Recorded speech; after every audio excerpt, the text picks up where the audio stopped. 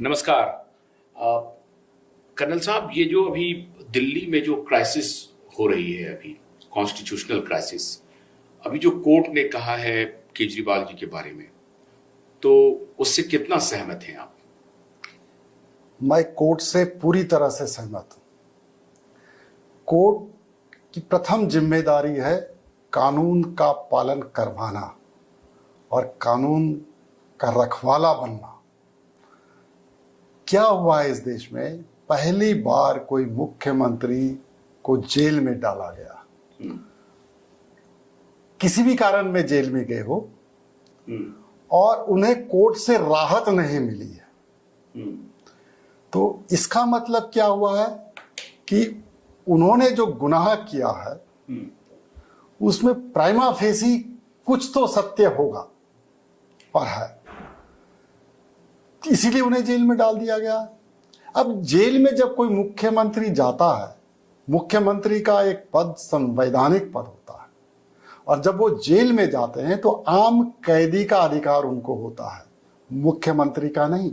और कोर्ट ने भी बार बार यही कहा है कि केजरीवाल साहब भले मुख्यमंत्री हो, लेकिन उन्हें वही सुविधा दी जाएगी जो आम कैदियों को दी जाती है। तो इसका मतलब नहीं, लेकिन आप एक बात बताइए, जो टाइमिंग है, अभी चुनाव का कैंपेन चल रहा है और आपने एक स्टेट के मुख्यमंत्री को रोक दिया। आम आदमी पार्टी के लोग कह रहे हैं कि केजरीवाल जी को कैंपेन से रोका गया है।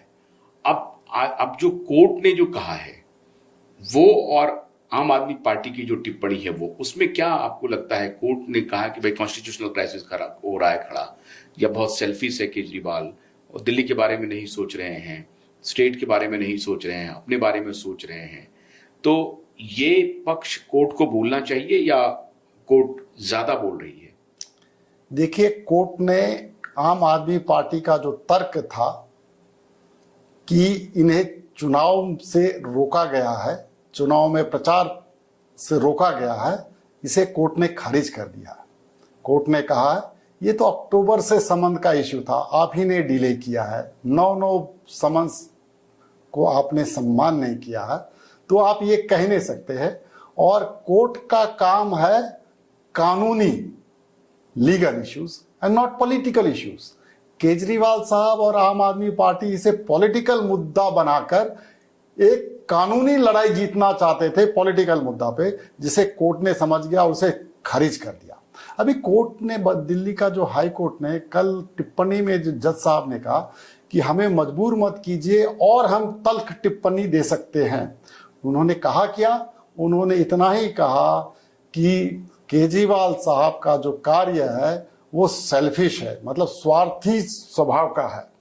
देश का हित प्रथम नहीं रखा है उन्होंने, और दिल्ली वासियों का भी हित नहीं रखा है, और कॉन्स्टिट्यूशनल क्राइसिस की ओर उन्होंने इशारा किया है, जो हम बार बार चर्चा कर रहे हैं। लेकिन अब अगर कॉन्स्टिट्यूशनल क्राइसिस का मतलब है कि क्या दिल्ली में राष्ट्रपति शासन लगेगा, क्योंकि इस दौरान केजरीवाल जी की जो पत्नी है सुनीता केजरीवाल, उन्होंने मोर्चा संभाल लिया है। अब वो मुंबई में भी थी, अभी वो झारखंड भी गई थी, रांची में आपने देखा कि कैंपेन में इंडिया गवर्नमेंट अलायंस के जो रैली हुई थी। अब उन्होंने बीच बीच में वो आके कहती हैं कि आप आत्मा यहाँ है, शरीर वहाँ है, इस तरह के बयान वो दे रही हैं। अब आपको लगता है कि दिल्ली में राष्ट्रपति शासन की तरफ दिल्ली बढ़ रहा है और ये अवश्यंभावी है? अगर ये अवश्यंभावी है तो कब दिल्ली में राष्ट्रपति शासन लगेगा? देखिए, अगर केजरीवाल साहब ने पद से इस्तीफा नहीं दिया तो मुझे लगता है जैसे ही लोकसभा इलेक्शन खत्म होगा, रिजल्ट परिणाम आ जाएंगे, नई सरकार का गठन हो जाएगा, तो मुझे लगता है पहला कार्य यही होगा कि राष्ट्रपति शासन दिल्ली में लगा जाना चाहिए। क्योंकि अभी पाया गया है कि पूरी सरकारी कार्य दिल्ली के अंदर ठप्प पड़ा हुआ है। 3000 फाइल्स पेंडिंग है दिल्ली के राज्यपाल के पास। क्यों पेंडिंग है? क्योंकि प्रक्रिया क्या है, संवैधानिक प्रक्रिया ये है कि सरकार का कोई भी कार्य, जो निर्णय के लिए आवश्यक है उसे मुख्यमंत्री के सिग्नेचर के अंतर्गत उस फाइल को एलजी के पास भेजें। लेकिन ये दिखता भी है, लगता भी है कि केंद्र सरकार मान लीजिए कि उनसे अपनी एनिमिटी जो है वो साफ साफ जग जाहिर हो रही है कि आप केजरीवाल जी को अंदर कर रहे हैं। उनको मालूम है कि ये कॉन्स्टिट्यूशनल क्राइसिस होने वाला है, फाइलें जेल में साइन नहीं हो सकती हैं, तो उनको रोका जाएगा और फिर उस तरीके से फिर आधार बनाया जाएगा कि बिना मुख्यमंत्री के स्टेट कैसे रहेगा। ऐसी स्थिति में एलजी वहां से ये नोट लिख करके केंद्र को देंगे और केंद्र फिर राष्ट्रपति शासन लगा देंगे। तो ये तो एक एकदम प्री ऑर्केस्ट्रेटेड एक पूरी तरह से एक स्क्रिप्ट है जो तैयार है, बस उसका मंचन हो रहा है।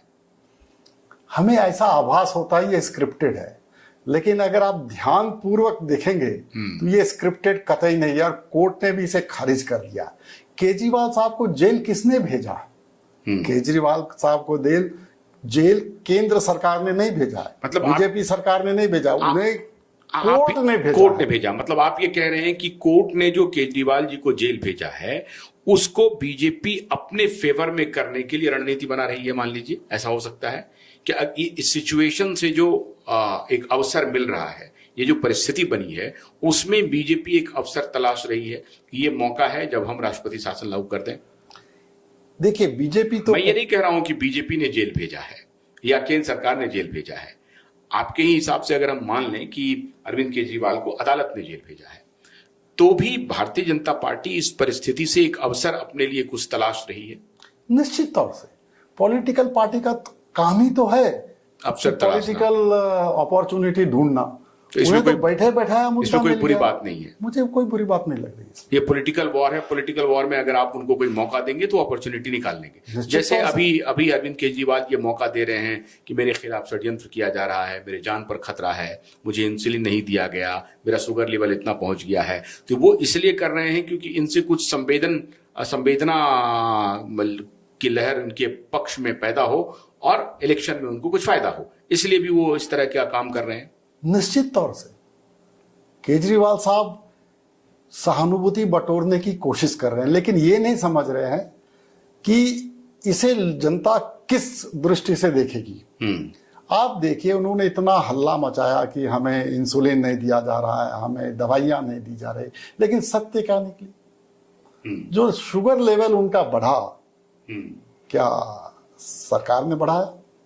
क्या जेल ने बढ़ाया? उनका जेल अधिकारी शुगर लेवल, लेकिन शुगर आप जो कह रहे हैं कि शुगर लेवल के बढ़ने का कारण आम खा लिए, वो आलू पूड़ी खा लिए, वो आप ये कह रहे हैं क्या? देखिए नवरात्रे का आलू पूड़ी खा लिया, नवरात्रे का आम खा लिया, प्रसाद खा लिया तो उनका शुगर लेवल बढ़ गया। तो आप ईडी ने जो ये पक्ष रखा कि केजरीवाल जानबूझ करके अपना शुगर लेवल बढ़ा रहे हैं ताकि इसको आधार बनाया जाए जेल से रिहाई का, और जेल में उनको सब कुछ मिल रहा है, और एम्स के डॉक्टर ने जब देखा तो कहा सब कुछ ठीक है। तो ये इसका मतलब है कि केजरीवाल भी अपना पॉलिटिकल गेम कर रहे हैं और बीजेपी भी अपना पॉलिटिकल अफसर देख रही है। अब इसमें पॉलिटिकल अफसर में जो जनता को कन्विंस कर सके वो सिकंदर जी। आपने एक टीवी सीरियल के बारे में सुना होगा, the great jail break, America में। उसमें क्या हुआ था, जो मुख्य आरोपी था, जो जेल में बंद था कैदी, उसने डायबिटीज होने का ढोंग बनाकर बहुत सारे रियायतें ले ली और बाकी उसके साथीदार जो कैदी थे उन्होंने भी वही तरीका अपनाया और उन्हें बहुत जगह एक्सेस मिल गया, जगह जहां पर उनको नहीं मिला, और अंत तक वो सभी जेल से भाग गए। निश्चित तौर से ये सभी को मालूम है, तो प्रशासन को और चुस्त रहना पड़ेगा। अभी आप देखिएगा जो उनका खाना आता है, जेल का खाना कतई नहीं खाता, ये कोर्ट ने ऑर्डर दिया। कोर्ट ने सही ऑर्डर दिया कि भाई आपको शुगर की बीमारी है, समस्या है, तो आप घर से खाना मंगवा कर खा सकते हो। तो इसका मतलब क्या है, सरकार के तरफ से कोई प्रतिबंध नहीं है उनके खाने में। शुगर बढ़ता क्यों है? दो कारणों से हम सभी जानते हैं। एक आपका डाइट है और दूसरा स्ट्रेस। खाना जो उनका चेक किया गया है, जो ईडी ने जेल से रिपोर्ट मांगी थी, तो उसमें पाया गया है कि उन्हें आम खा रहे हैं और जी, वो देखिए क्या होता है, डायबिटिक जिससे शुगर बढ़े वो डाइट ले रहे हैं। जो डायबिटिक डाइट उनको प्रिस्क्राइब्ड है 1600 कैलोरी के नीचे, वो खाना नहीं खा रहे हैं, वो शुगर लेवल बढ़ाने वाले नॉर्मल डाइट खाना खा रहे हैं। ये रिपोर्ट कोर्ट में सौंपी गई, इसीलिए कोर्ट ने उसे बहुत गंभीर समझ लिया है कि भाई ये नहीं होने वाला, उन्हें हर अधिकार। गन्ने की कड़ी बुनियाद, जिसे मराठी में खुडक्या और कुछ उत्तर भारत के क्षेत्रों में खुटकी भी कहा जाता है, उसे केवल भोलानाथ का 2-in-1 बैटरी ऑपरेटेड हार्वेस्टर कम ब्रश कटर आसानी से और बिना रुकावट के काट सकता है।